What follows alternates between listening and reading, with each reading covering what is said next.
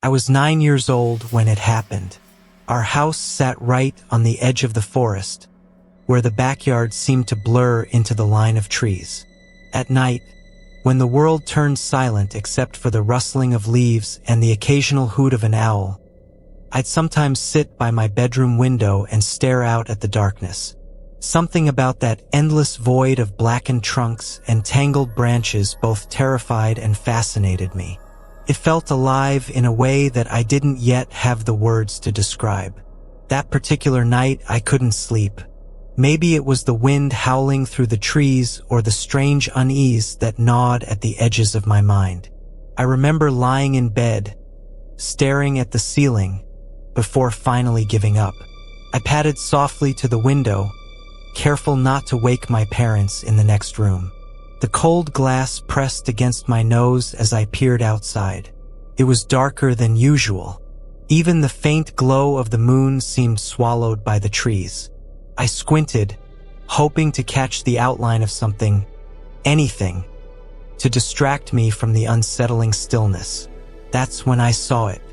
At first, it was just a flicker, like the brief spark of a match in the far depths of the forest.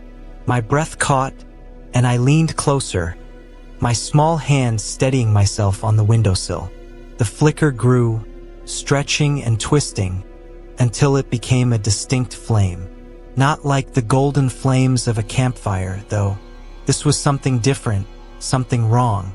It burned blue and white, its light casting eerie, dancing shadows among the trees. The rational part of me wanted to believe it was just someone's flashlight, but deep down, I knew better. The light didn't move like something held by a person. It floated, swayed, as if it had a life of its own. And as I watched, unable to look away, it seemed to pulse, growing brighter with every passing second. I should have gone to get my parents. I should have closed the curtains and buried myself under the covers. But instead, I stayed there, mesmerized, my heart hammering in my chest. The flame drifted closer, weaving between the trees in an almost playful way, until I could see it clearly. It wasn't a fire at all. It was a figure. The shape was vaguely human, though its edges shimmered like heat rising off asphalt on a summer day.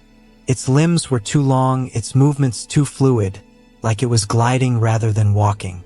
And its face, if you could call it that, was empty, a smooth, featureless mask that seemed to reflect the forest around it.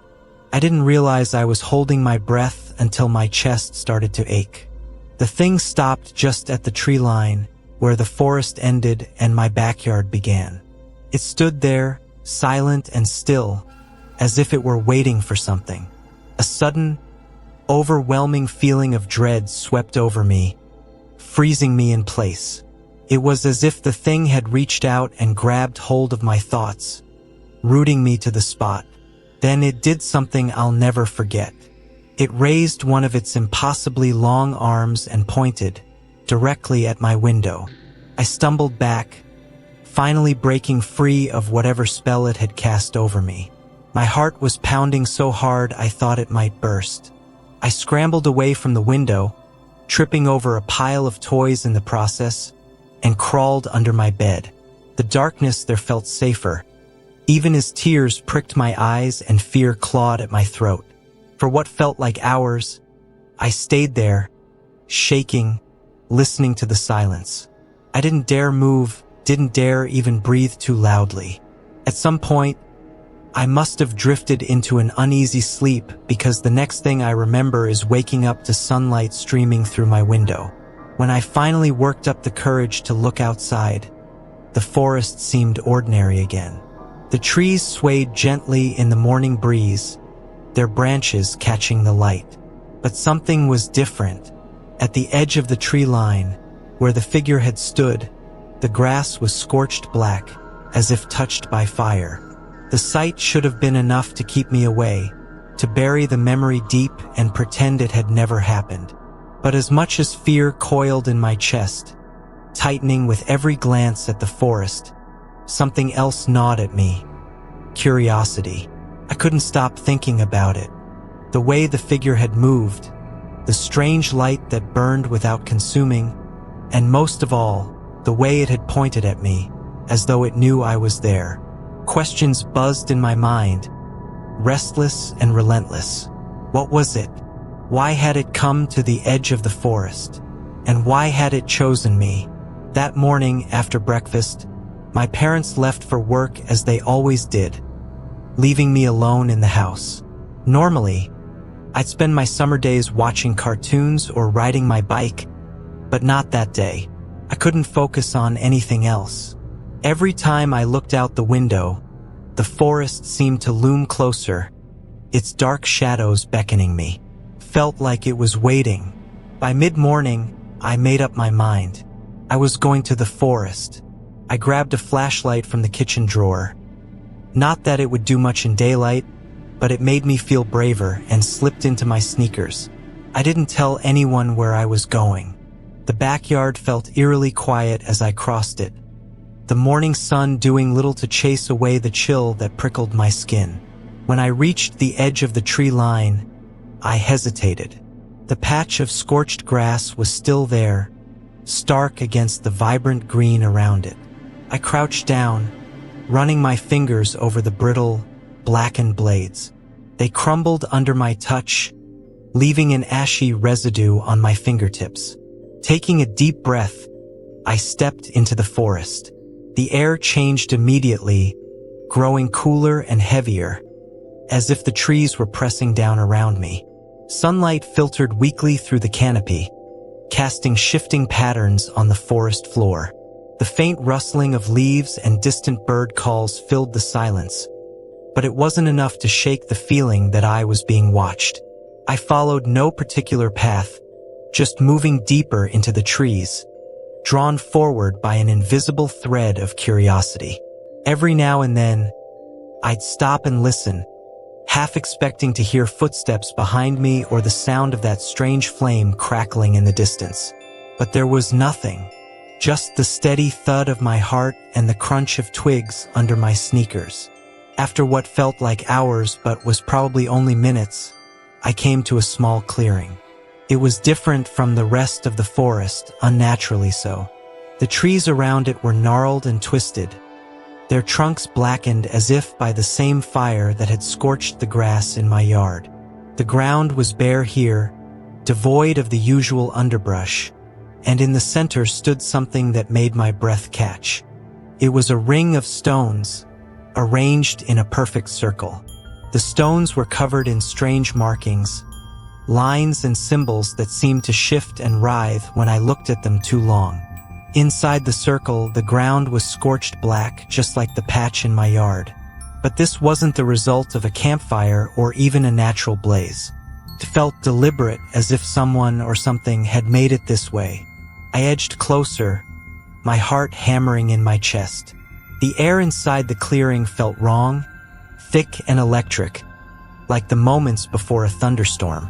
My hands trembled as I crouched to examine the stones more closely.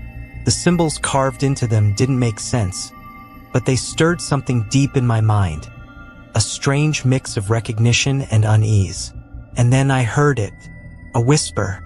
It was faint, almost too soft to hear, but it was there, threading through the stillness.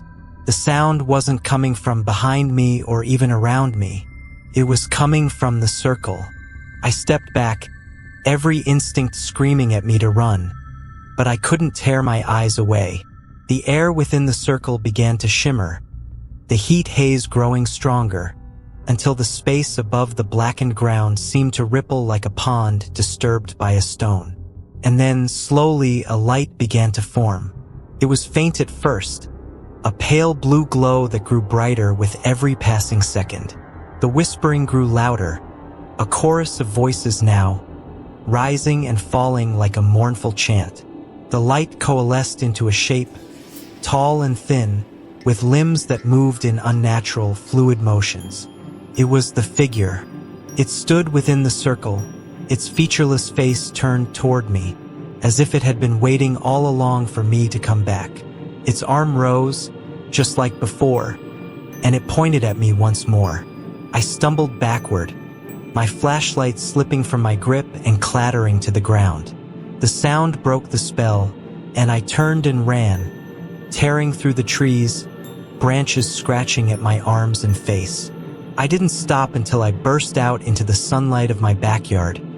Gasping for air, the forest seemed quiet again, its shadows deep and impenetrable. I stared at the tree line, half expecting the figure to emerge, but it didn't. It stayed hidden, just out of sight, as if it were content to let me go this time. But as I stood there, trembling, I knew this wasn't the end. The next evening, as the sun dipped below the horizon and shadows began to stretch across the yard, it happened again. I was sitting in the living room, pretending to watch TV, but my thoughts were still tangled up in what I'd seen in the forest.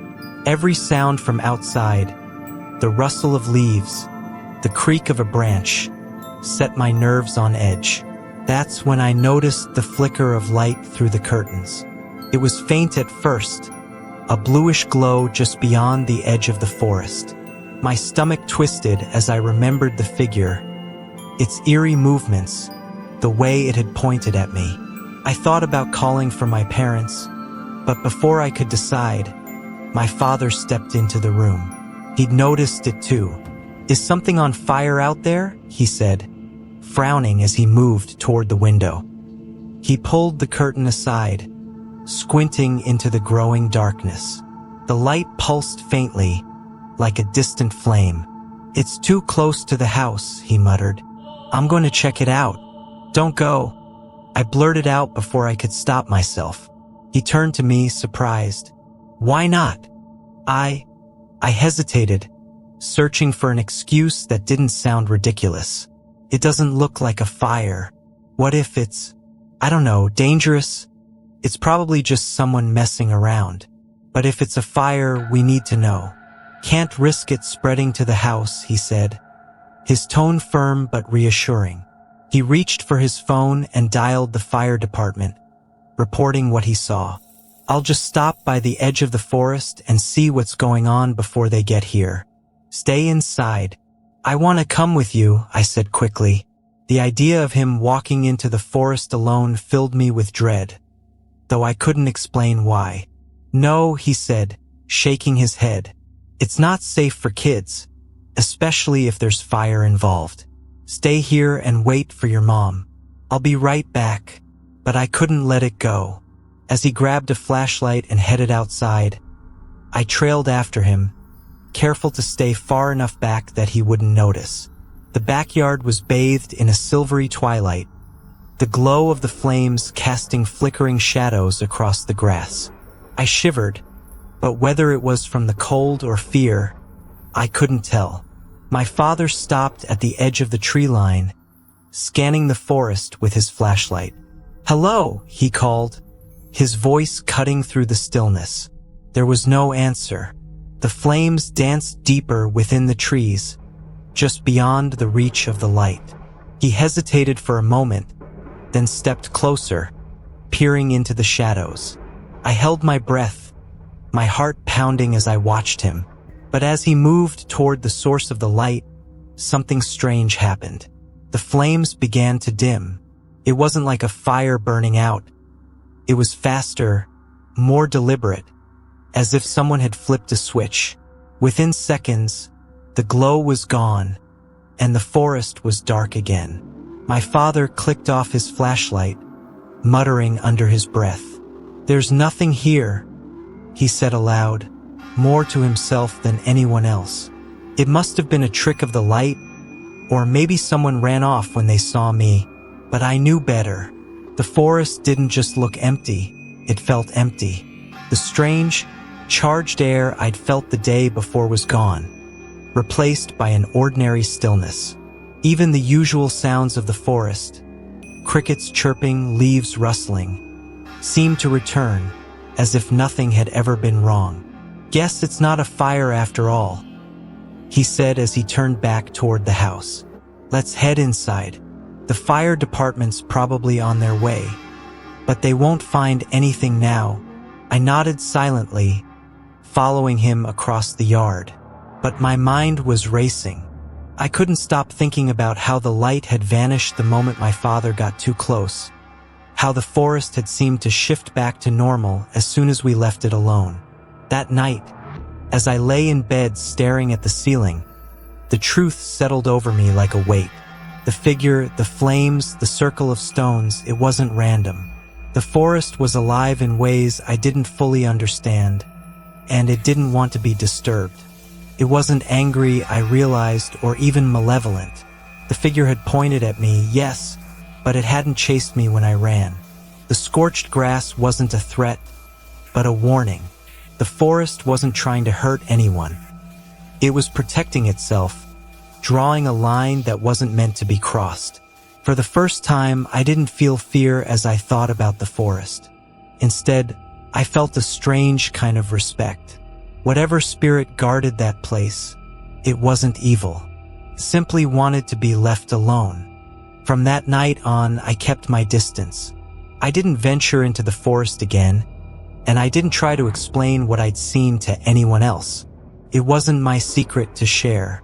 And though the light didn't return, I always felt its presence just beyond the edge of the trees. A quiet reminder that some places are meant to remain untouched.